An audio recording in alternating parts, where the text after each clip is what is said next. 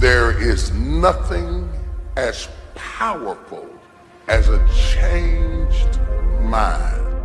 You can change your hair, your clothing, your address, your residence. But if you don't change your mind, the same experience will perpetuate itself over and over again, because everything outwardly changed, but nothing inwardly changed. You know, nothing happens unless you change. So change is not our enemy, it's our friend. There's a season that you may go through a difficult period, but that is to wake up your ability to change. You cannot become what you were born to be unless you are not willing to change into something you are not. This is why change is so important. I like what it says here. Shakespeare says, "Sweet are the uses of adversity." We never grow in good times. We never advance unless we're under pressure. Change comes to improve and to advance your life, not to destroy you. I think that we often forget this. And we're gonna face hardships. We can't avoid pain. We can't avoid trouble. All we can do is prepare our mindset so that we don't get overwhelmed by our circumstances. A lot of people, when they have a negative circumstance take place in their life, they react negatively to it. I mean, that seems almost natural. In fact, that is natural. Something negative happens to me, my reaction back to it is negative. But this is why you have to change your mindset. I've seen people who had the education to go up, they had the gifting to go up, they had the talent to go up, didn't have the right attitude. And eventually, if that attitude, if that heart, if that invisible part isn't right, you can have all the talent in the world, but you will always end up getting spoiled by your own attitude. Yes, you'll get the opportunity. Yes, you'll get the job. Yes, you'll get the deal, but you won't be able to keep it because your attitude will corrupt every opportunity that life offers you. Never saw it coming. Life isn't what happens to you when you're looking. What happens to you when you're looking is called a plan. Life is what happens to you when you're not looking, when your guard is down, when your back is turned.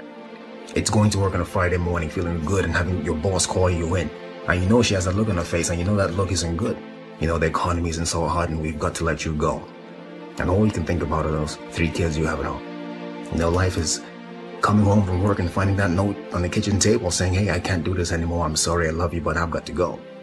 And you're frustrated and you're betrayed and you're furious and you're angry, but all you want to do is hold them again. All you want to do is hear those words whispered in your ear, "I love you," again. No, that's life. How do you handle that? How do you deal with that, those sort of situations? You see, it's been said 100 times and I'll say it again. You've got to go through it. That's all it is. You've got to go through it. And going through it is not a function of just being courageous. It's not a function of just saying, well, I'm going to close my eyes and see what happens next. It's not that. It's really a function of 3 things. It's a beginning, it's a middle, and an end. And before you go through it, there's a choice. You make a choice to say, well, I'm either going to stay here or I'm going to be over there someday, somehow. It's a choice. So going through it and thinking about these 3 steps, beginning, middle, and end, you know, you can really save yourself a lot of trouble. And you can discover something more about yourself. It's called life and it's not personal. Stuff's going to happen. And if you make it to the 40-yard line, if you can make it to age 40, between 40 and 60, it begins to intensify. All kind of things happen. Between 40 and 60, my mother was diagnosed with breast cancer and finally died. Between 40 and 60, I was diagnosed with prostate cancer. Between 40 and 60, I went through a divorce from someone that I loved very much. Between 40 and 60, had a nationally syndicated talk show, highest rated, fastest canceled talk show in the history of television. Between 40 and 60, oh, life put a whooping on me. It ain't personal. It's called life. You know, I was homeless, man. I mean, you know, you're in a position where you're going, I got nowhere to go except up. I might as well keep hustling. I was in comedy. I just wasn't making nothing. All the money I was making, I was sending back home to my wife and kids. That didn't last long. She got tired of that real fast. But I couldn't go back to Cleveland because I wouldn't have enough money to drive back down south to perform. One time I drove to the house in Cleveland. I finally got enough money. I drove to the house in Cleveland and everybody was gone. I didn't see my kids for almost 2 years. They just left, boarded up the house. So next thing you know, I'm in the car. I lived there, but it taught me determination, man. I'm a really, really determined person. It also taught me that no matter what happens to you, it ain't over. I was determined to be something. As long as God wakes you up, that means he ain't through with you yet.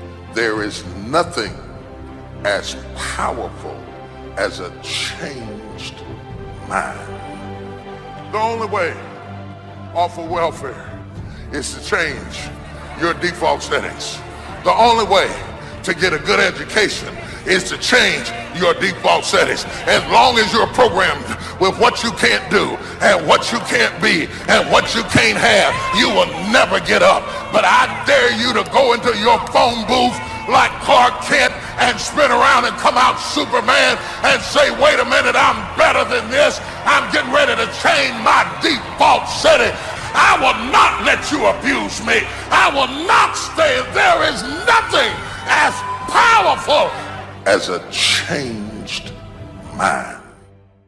So, the first thing you have to think about when you're going through something is very simple.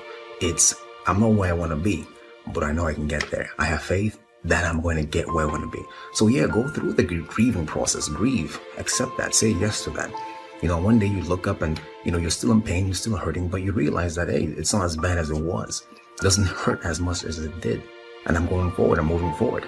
And at some point you emerge, you get to the other side, and you know that, hey, I haven't forgotten, but the pain doesn't hold you captive anymore. You're not crippled by the emotion, by the experience.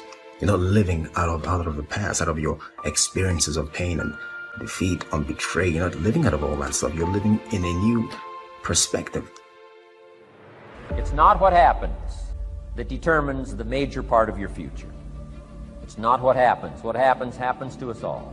The key is what you do about it. If you will start that process of change, do something different the next 90 days than you did the last 90 days, like picking up the books to read. Do something different, like the new health disciplines, relationship with your family, whatever it is, doesn't matter how small it is. If you'll start doing different things with the same circumstances, since we cannot change the circumstances, but we can change ourselves. We can change what we do. Anytime you go through something, there's a fight. It's either a spiritual fight, an emotional fight, a physical fight. There's some sort of a fight. But the key to the whole thing of this fight is that the form is in the fight. That's the only thing you should take away from here today. The form is in the fight. What does that mean? It means that you don't get to become this interesting, dynamic, creative, courageous woman, amazing man, without going through something. Right? That's what the form is. The people who are form are the people who you see them and they stand out to you because you know there's something about them. They figured something out about life. They're attractive to you. They're interesting to you. These people have form because they've gone through something. You know, so don't run away from the fight. Meaning, go through it.